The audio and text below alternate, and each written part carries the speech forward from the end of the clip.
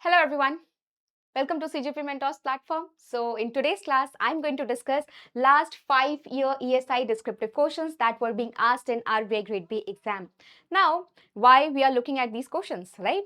सबसे पहले previous year paper analysis करना इसलिए इंपॉर्टेंट होता है ताकि हम ये समझ सके कि ठीक है हमें कौन कौन से एरियाज पे ज्यादा ध्यान देना है और what are the things that we can ignore. Okay, अगर हमें लग रहा है कि बहुत सारे क्वेश्चंस रिपोर्ट से आ रहे हैं, so after analysing these questions we will be able to understand कि क्या कोई भी रैंडम रिपोर्ट पूछ रहे हैं एग्जाम में या कोई एक पर्टिकुलर पैटर्न है जिसको हम क्रैक कर ले तो हम लोग की प्रिपरेशन थोड़ी सी आसान हो जाएगी, राइट? बेसिकली दीज क्वेश्चंस और analysis of these questions will give you the right direction to move. Okay, so that's why we are discussing each and every question. Okay, now let's begin everyone. So 2021 सबसे पहले देखते हैं 2021 में RBI का pattern change हुआ था from objective to descriptive. Okay, now 15 marker में कौन कौन सा क्वेश्चन था? सो एक क्वेश्चन था हमारा, how the different dimension of globalisation evolve since last global financial crisis of 2008. You have to analyze the impact. So here basically they are talking about different dimensions of globalization. Now globalization is clearly mentioned in your ESI syllabus. Now the next thing is describe various poverty estimation method. Whenever you are reading poverty, so obviously you are going to read about different recommendations of different committees and जिनमें उन्होंने अलग अलग बात करी है कि हम poverty को कैसे कैसे estimate कर सकते हैं. Now then is what are the horizontal and vertical allocation of resources to states as per 15th Finance Commission report. Now how this objective can be achieved. So अभी थोड़े दिन पहले 15th फाइनेंस कमीशन रिपोर्ट आई थी, सपना हमने बहुत अच्छे से कवर करी थी, आप लोगों ने कवर करी थी. अब वो हमने क्यों कवर करी थी इतने अच्छे से? बिकॉज 2021 में उससे डायरेक्ट क्वेश्चन आया था एवरीवन. ओके, अब हम ये देखते जाएंगे कि अच्छा रिपोर्ट्स आ रहे हैं तो कौन कौन से रिपोर्ट्स से आ रहे हैं. देन वी विल फाइंड और then we will try to understand कि अच्छा कोई पैटर्न है या रैंडमली कुछ भी पूछ रहे हैं. ओके, एंड जो भी हम क्वेश्चन देख रहे हैं ना, एक बार इनका टॉपिक भी दिमाग में हमें रखना है.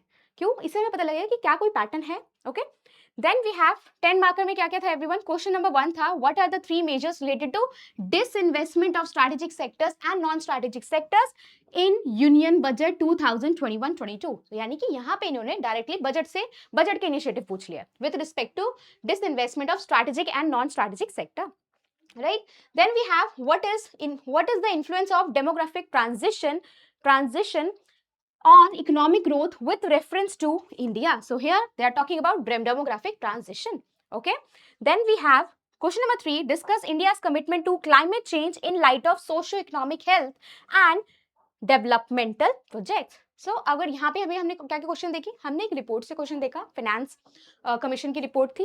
देन हमने देखा कि यूनियन बजट से भी क्वेश्चन डायरेक्ट आ रखा था. देन पॉवर्टी एस्टिमेशन, ग्लोबलाइजेशन, बहुत ऐसे यहाँ पे क्या है, डेमोग्राफिक डिविडेंड यानी कि डेमोग्राफिक ट्रांजिशन से क्वेश्चन है.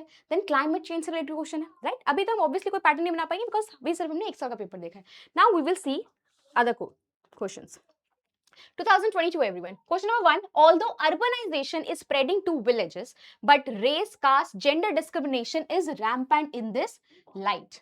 So in this light, write about challenges faced by protective discriminatory policy.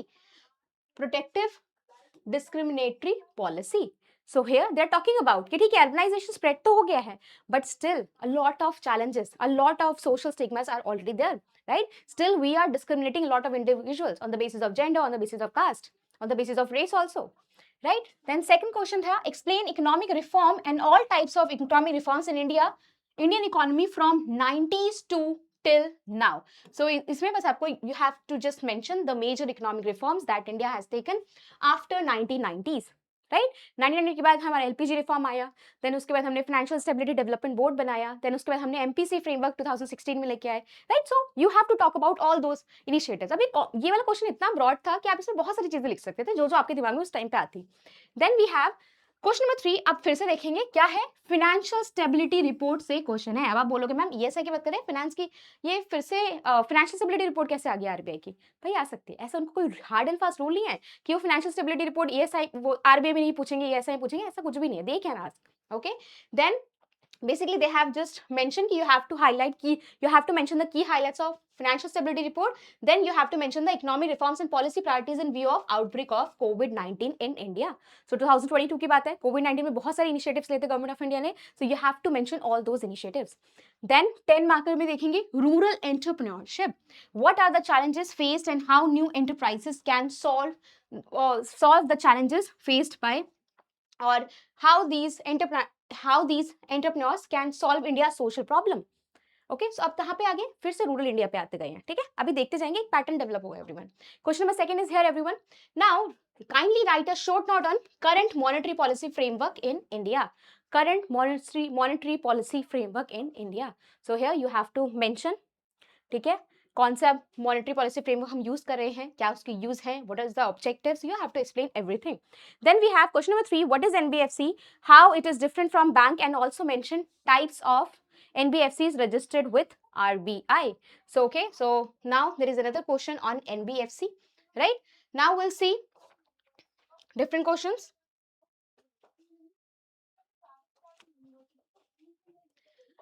अब 2023 का देख लेते हैं एवरीवन। सो 2023 में फर्स्ट क्वेश्चन क्या था, what are the highlights and suggestions of world development report on migration. So अब ये साल का पेपर मैंने खुद दिया था, तो आई नो कि ये क्वेश्चन थोड़ा सा और इलैबोरेटिव फॉर्म में था, जिसमें मेंशन किया गया था कि माइग्रेशन, जो भी माइग्रेंट्स है, they are facing a lot of challenges internationally and nationally also, right. So अब उस पूरे क्वेश्चन में ये था that you have to mention those challenges and then you have to mention the suggestions that are there in this world development report given by World Bank. Okay then we have, अब यहाँ पे देखेंगे migration is a topic, right. इससे पहले हमने देखा urbanisation was another topic, right. Now question number second पे आते हैं। Recently UNDP has released a new strategic plan of gender equality with reference to India suggest how to shift from portfolio piecemeal approach to a comprehensive gender sensitisation strategy. Now in this question, क्योंकि मैंने खुद दिया था तो मुझे अच्छे से याद है, इसमें थोड़ा सा इलैबोरेटिव वे में ये भी लिखा हुआ था that women across the world are facing social, political, economical challenges across the world. So एक ऐसे करके लाइन लिखा था, फिर उसके आगे ये statement was mentioned. So basically in this question also you just need to mention few things, like you have to mention the challenges that is being faced by women. Then you have to mention the strategies that are mentioned in this UNDP के strategy में, ठीक है। अब देखो suddenly उस time बच्चों को लगा कि यार फिर से रिपोर्ट से क्वेश्चन पूछ लिया, क्या लिखेंगे इसमें, तो ये वाले क्वेश्चन बहुत जेनरिक थे, इसमें हम सब अपनी बातें लिख सकते थे। We could have written the strategies जो हमें लगता है कि वुमेन के सेफ्टी के लिए या वुमेन के एम्पावरमेंट के लिए इंपॉर्टेंट है, ओके। देन उसके बाद इसमें जो चैलेंजेस है वो हम सबको पता है वुमेन क्या चैलेंज फेस करती है, राइट। सो ये दो क्वेश्चंस देखने में बहुत मुश्किल लग रहे थे, बट एक्चुअली इनका जस्ट बहुत आसान था, okay. Now third is what are various challenges as per RBI currency and finance report. और उस साल की जब आरबीआई करेंसी की रिपोर्ट आई थी that was purely based on climate change or on the impact of climate change on Indian economy. So the question was on similar lines only. Question में दो parts थे, दो parts क्या थे, macroeconomic effect you have to mention that what are the different challenges, or you can say or what are the different impact of climate change on Indian economy. एक question ये था, then second part question का ये था global initiatives for climate change. उसमें mention था कि you have to mention 3 initiatives with respect to climate change. अभी देखो दोबारा से आरबीआई की करेंसी एंड फाइनेंस रिपोर्ट से क्वेश्चन था, यूएनडीपी की रिपोर्ट से क्वेश्चन था, that was related to gender only. अच्छा आपने एक बात नोट करी, 2021 में भी क्लाइमेट से चेंज से क्वेश्चन था, है ना। 2021 में क्लाइमेट चेंज से रिलेटेड क्वेश्चन था, ओके। देन हमने यहाँ पे देखा, देन हमने क्या देखा यहाँ पे, पिछले वाले हमने साइड में देखा अर्बनाइजेशन से क्वेश्चन था, फिर 2023 में माइग्रेशन से क्वेश्चन था, राइट। एंड इधर हमने देखा जेंडर से रिलेटेड क्वेश्चन था। तो इनकी जो रिपोर्ट आ रही है, तो क्या वो हमारे जो रिपोर्ट के जो भी वो क्वेश्चन फ्रेम कर रहे हैं, तो क्या वो ऐसा है कि हमारे सिलेबस से बिल्कुल ही कुछ अलग है? नहीं, ऐसा नहीं है। I will show you the syllabus also, then you will understand it better. Now 10 mark देखते हैं, what are the challenges faced by startups in tier 2 and tier 3 cities. अगर आप ध्यान से देखेंगे एवरीवन, सो जब हम 2023 sorry everyone, yes just wait, हाँ 2022 में देखेंगे तो यहाँ पे भी इन्होंने क्या बात कर रखी है, रूरल एंटरप्रेन्योरशिप की, राइट। एंड क्या बोला है, what are the challenges faced by these rural entrepreneurs, right. अब हम दोबारा से आते हैं, अब हम दोबारा से आएंगे 2023 में। अब यहाँ पे इन्होंने क्या बोला है, what are the challenges faced by startups in tier 2 and tier 3 cities. So rural entrepreneurs जो चैलेंज फेस कर रहे हैं वही सेम चैलेंज तो ये टायर 2 टायर 3 भी फेस कर रहे हैं ना एवरीवन। तो कुछ अलग पूछा था क्या इन्होंने, कुछ भी अलग नहीं था, इट्स जस्ट थोड़ा सा उन्होंने वर्डिंग को चेंज कर दिया, right. So now we will be able to understand कि कुछ तो पैटर्न है ना। जैसे ये लोग रूरल इंडिया को कैटर कर रहे हैं, देन ये लोग माइग्रेशन अर्बनाइजेशन से कुछ ना कुछ पूछ लेते हैं, देन जेंडर से रिलेटेड कुछ पूछ रहे हैं, देन क्लाइमेट चेंज से पूछ रहे हैं। अगर कुछ रिपोर्ट भी है तो somehow the report is related to a few organisations only, like RBI, World Bank, World Economic forum.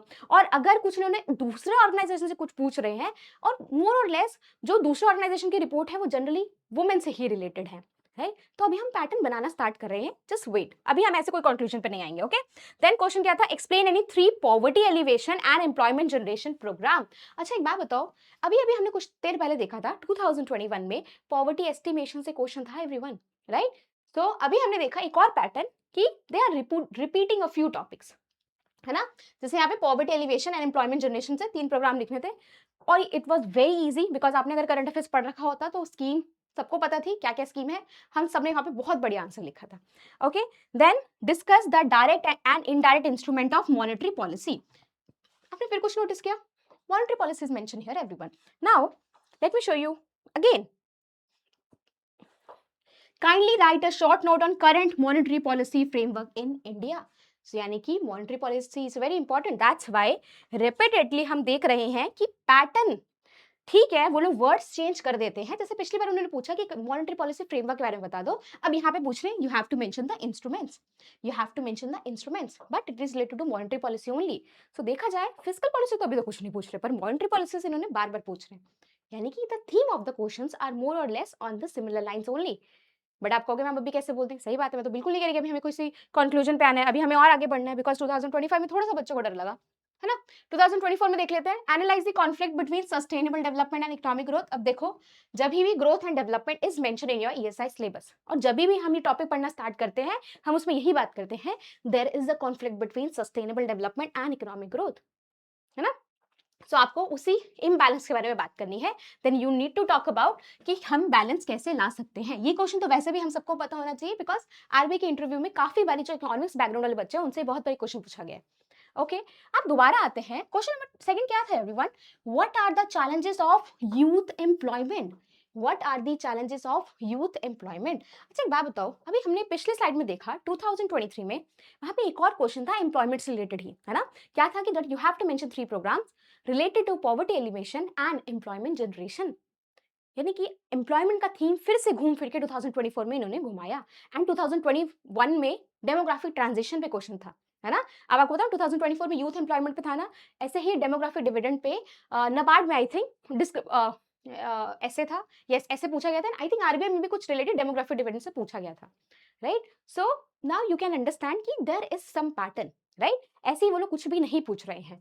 Then 5 की digital initiatives announced in budget. अब देखो ये सब छोड़ दो, डिजिटल इनिशिएटिव क्या था, but clearly they have clearly mention announced in budget everyone, right.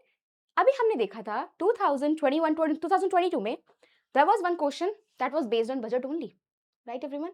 सो इससे हमें समझ आ रहा है कि बजट से 2024 में भी क्वेश्चन पूछा, 2022 में भी पूछा, कहीं ना कहीं तो इंपॉर्टेंट है। यानी कि जब बजट पढ़ते हैं तो उसके जो इनिशिएटिव्स होते हैं वो हमें पता होने चाहिए, याद होने चाहिए, ताकि जब हमें डिस्क्रिप्टिव लिखने आएगा तो हम अच्छे से लिख सके, है। नाउ 10 मार्कर में क्या है, rural India needs to give priority to women led development. अच्छा एक बात नोटिस करी आपने, 2022 में रूरल एंटरप्रेन्योरशिप, 2023 में challenges faced by tier 2 tier 3 startups, then 2024 में rural India needs to give priority on women led development, again they are focusing on rural India. Now this time they have linked everything with women led development, why, because उससे पहले उन्होंने women की कहीं पे बात ही नहीं करी थी।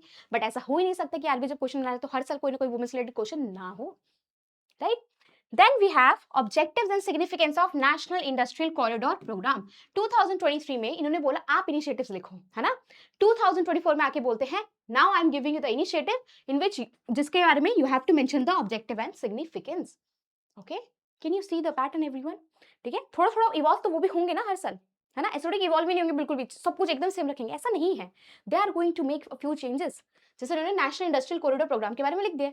नाउ अगर आपने करंट अफेयर्स पढ़ा होता तो आप लोगों को पता होता इसके बारे में, एंड अगर बेसिक स्टैटिक पे थोड़ा बहुत पता होता ना कि कभी इनिशिएटिव आया था, क्या इसका ऑब्जेक्टिव है, तो आप लोग बहुत अच्छा आंसर इसमें लिख सकते थे, क्योंकि सिग्निफिकेंस और ऑब्जेक्टिव बनाने में तो हम माहिर हैं, हमें तो पता है कि कितनी सारी कहानी हम कैसे बना सकते हैं, है ना। Then we have pros and cons of implementing AI in the banking sector. AI तो वैसे धूम मचा रहा है, तो सबको बोला ही गया एआई पढ़ लो अच्छे से, तो it was a very very easy question. अब ये देखो, ये थोड़ा सा अलग से क्वेश्चन आ गया, है ना, क्योंकि वो बेवकूफ नहीं है, हर साल they are going to innovate everyone, right.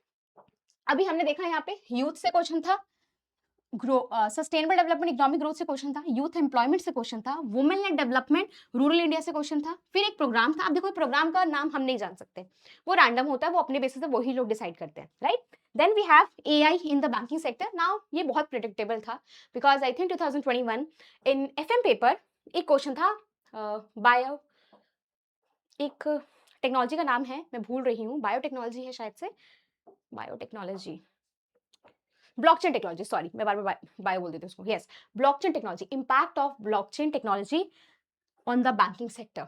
सो 2021 में ये क्वेश्चन पूछा गया था एफएम पेपर में. सो बेसिकली घुमा फिरा के ये लोग एफएम और ईएसआई में थोड़ा बहुत एक्सचेंज करते रहते हैं. सो उस टाइम ब्लॉकचेन पूछा, आपके बार एआई पूछा. व्हाई एआई पूछा? बिकॉज एआई धूम मचा रहा है भाई हर जगह, है ना. देन विल सी 2025 में बच्चों को डर क्यों लगा? बिकॉज अभी तक इससे पहले जो रिपोर्ट से क्वेश्चन होते थे ना, वो थोड़े से कैसे होते थे, वो थोड़े से कह सकते हैं कि बहुत जनरल होते थे, तो जनरिक हम सब लिख सकते थे. बट 2025 में हमें डर इसलिए लगा because now they have become more specific about the report only. कि इस रिपोर्ट में हमने 5 स्टैंडर्ड के बारे में बात करी थी, now you have to mention those standards. इस रिपोर्ट में हमने 6 पिलर्स की बात करी थी, now you have to mention those 6 pillars. Now it is difficult for the students to remember those 6 pillars and 6 और जो भी स्टैंडर्ड्स हैं, है ना. अब क्या क्वेश्चन था इनका? Standards play a simultaneously central and unsung role in our modern world according to World development Report. Explain the role of standards in fostering sustainable growth and achieving the sustainable development goals in developing countries.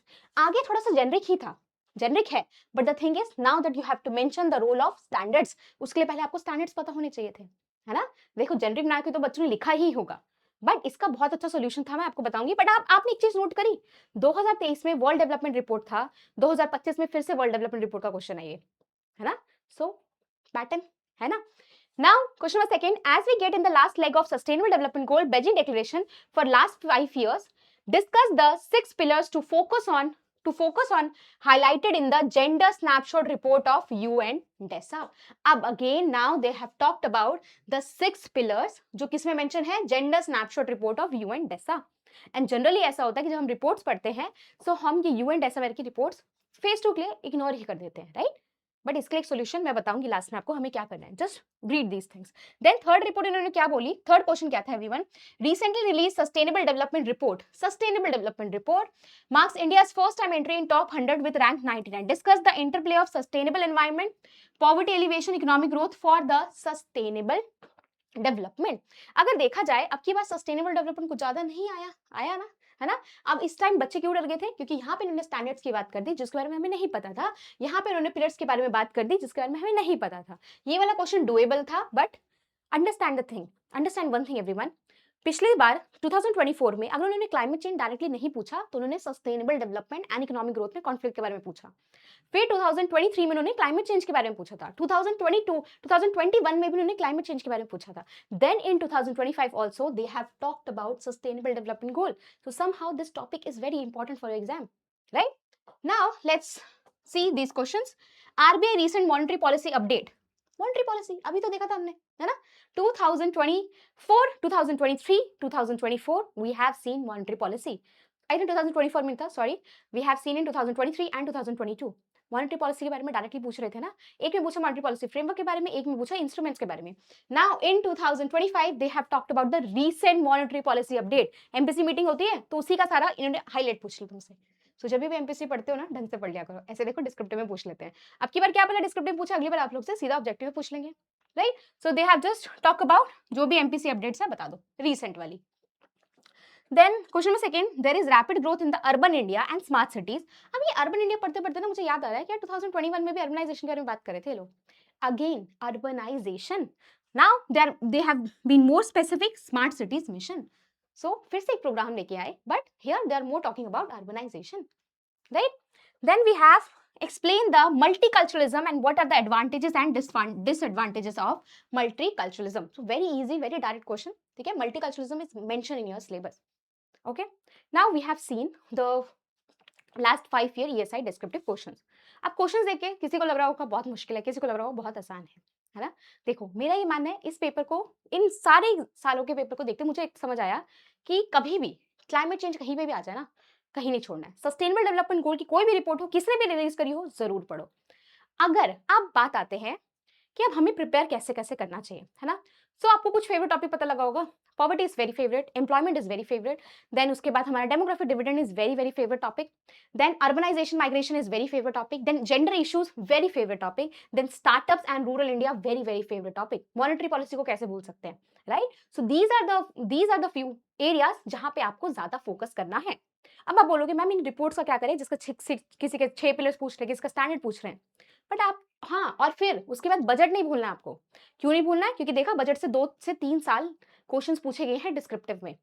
Then RBI की जितनी report होती है ना, उसको नहीं ignore करना है। So now I will tell you कि व्हाट आर द थिंग्स कैसे हम प्रिपेयर कर सकते हैं ना। अब उससे पहले मैं आपको बस एक बार सिलेबस दिखाना चाहती हूँ, ठीक है, क्योंकि सिलेबस से बाहर कुछ भी नहीं पूछते हैं ये लोग। सिलेबस में क्या है? Growth and development. इसी पे इन्होंने क्वेश्चन उठा के पूछ लिया कि सस्टेनेबल डेवलपमेंट और ग्रोथ, इकोनॉमिक ग्रोथ में कॉन्फ्लिक्ट है, बताओ कैसे, राइट। देन एक क्वेश्चन हमारा आया था, then since see monetary and fiscal policy since reforms of 1991, एक क्वेश्चन आया था ना इकोनॉमिक रिफॉर्म्स पे, है ना, कि 1990 के बाद हमने क्या क्या इकोनॉमिक रिफॉर्म्स लिए, तो ये यहीं से उठ के आया था और कहीं से नहीं उठाए रहे थे ये लोग, है ना। देन इन्होंने उसके बाद हमारे से क्या क्वेश्चन पूछा था? मल्टीकल्चरलिज्म, डेमोग्राफिक ट्रेंड पे क्वेश्चन था, अर्बनाइजेशन पे क्वेश्चन था, माइग्रेशन पे क्वेश्चन था, राइट, जेंडर इश्यूज पे क्वेश्चन था, सोशल जस्टिस 2021 में क्वेश्चन था, 2021 में था, 2022 में प्रोटेक्टेड डिस्क्रिमिनेटरी पॉलिसी। तो ग्लोबलाइजेशन पे क्वेश्चन था एक बारी, आगे भी आ सकता है। Then we have economic, international economic institution जिन्होंने डायरेक्टली मेंशन किए हुए, IMF, world bank, WTO, right. So मैं आपको सिलेबस क्यों दिखा रही हूँ? मैं आपको सिलेबस इसलिए दिखा रही हूँ कि जो भी वो लोग पूछते हैं ना कहीं उसका सिलेबस से बहुत बड़ा ताल्लुकात होता है। So whenever you are reading anything everyone, you should really focus on each and every keyword that is there in your syllabus. So syllabus में जो जो चीजें हैं उस पर अच्छे से फोकस करना है, उसके साथ बजट को अच्छे से प्रिपेयर करना है। ओके, देन अगर हम इकोनॉमिक्स की रिपोर्ट के बारे में बात करें everyone, so read every report of world Bank, World Economic forum and IMF, because हमने इतने सालों में ये ट्रेंड देखा है कि चाहे वो फाइनेंस में कभी गलती से पूछ लेते हैं, ऑब्जेक्टिव में भी पूछ लेते हैं आपके क्वेश्चंस, तो वो जनरली इन 3 ऑर्गेनाइजेशन की जो रिलीज रिपोर्ट होती है ना, उन्हीं से ही क्वेश्चंस पूछते हैं। सो इन 3 ऑर्गेनाइजेशन की तो एक एक रिपोर्ट पढ़नी ही है। उसके बाद अगर हम आरबीआई पे आ जाए, तो आरबीआई की कुछ रिपोर्ट्स आपको हमेशा पढ़नी है, जैसे कि financial stability report, then RBI की एनुअल रिपोर्ट, देन आरबीआई की currency and finance report, then RBI की ट्रेंड्स एंड प्रोग्रेस पे चांसेस कम है कि डिस्क्रिप्टिव आएगा, but yes, financial stability and then उसके बाद एनुअल रिपोर्ट, देन उसके बाद currency and finance report of RBI is very very important for exam, ठीक है। सो आरबीआई की रिपोर्ट्स एंड अब इसके बाद अब आप बोलोगे मैम पर सिर्फ इन तीनों ऑर्गेनाइजेशन पे आती नहीं है, क्योंकि 2023 में भी कुछ यूएन डेसा की रिपोर्ट आई थी, देन 2000 यूएन डेसा नहीं कोई और यूएनडीपी की रिपोर्ट आई थी, then in 2025 also UN Desa की रिपोर्ट आई थी जिसमें पिलर्स पूछ ले गए थे। सो इसलिए मैं ये कहना चाहूंगी कि एग्जाम से पहले, एग्जाम आपका मेंस एग्जाम है उससे 4-5 महीने पहले जो भी रिपोर्ट्स होती हैं न्यूज में, उस पर नजर जरूर मारना है आपको, एंड आपको ये देखना है कि क्या उनमें से कोई भी रिपोर्ट, चाहे वो किसी भी ऑर्गेनाइजेशन ने निकाली, उससे हमें कोई फर्क नहीं पड़ता, चाहे वो किसी भी ऑर्गेनाइजेशन ने निकाली हो, उसके लिए यू हैव टू सी कि अगर वो रिपोर्ट जेंडर फोकस है, या अगर वो जेंडर इश्यूज के बारे में बात कर रही है, या वो ऐसे किसी भी कीवर्ड जो आपके सिलेबस में मेंशन है, जैसे कि माइग्रेशन, अर्बनाइजेशन, पॉवर्टी, अगर वो सस्टेनेबल डेवलपमेंट गोल, अगर वो उन सारी चीजों से रिलेटेड है, so you have to cover that report. Simple, first read your syllabus, pick the keywords and learn on understand the things that are related to your keywords, जो आपके स्टैटिक बुक्स में मेंशन है।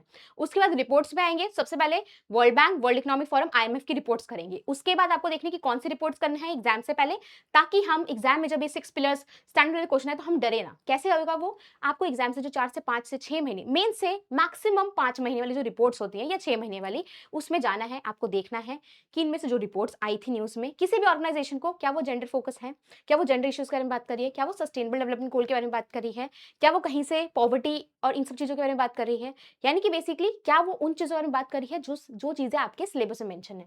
अगर वो उन चीजों से रिलेटेड है, then obviously you have to cover that report, चाहे वो किसी भी ऑर्गेनाइजेशन ने रिलीज करी हो, ठीक है। एंड अगर आप ऐसी रिपोर्ट करेंगे तो obviously it will help you in your objective section also, सिर्फ डिस्क्रिप्टिव में नहीं, ऑब्जेक्टिव में भी बहुत हेल्प करेगा। बिकॉज ऐसा भी हो सकता था ना कि 6 पिलर्स डिस्क्रिप्टिव की जगह वो ऑब्जेक्टिव में पूछ लेते, है ना, तो ऐसा होता है और हो सकता है। सो ऐसे हमें कॉम्प्रिहेंसिवली अगर हम कवर करेंगे, so everything we can cover very easily, and trust me, इसके बाद आप लोग बहुत अच्छा स्कोर कर पाएंगे, ठीक है। And that's it for today's video. I hope कुछ तो insight मिला होगा आपको. Now, just remember this thing that you deserve all the best things of the world. You will get each and everything. You just have to trust yourself. All the very best and always remember, सब बहुत अच्छा होगा. Okay? God bless you all.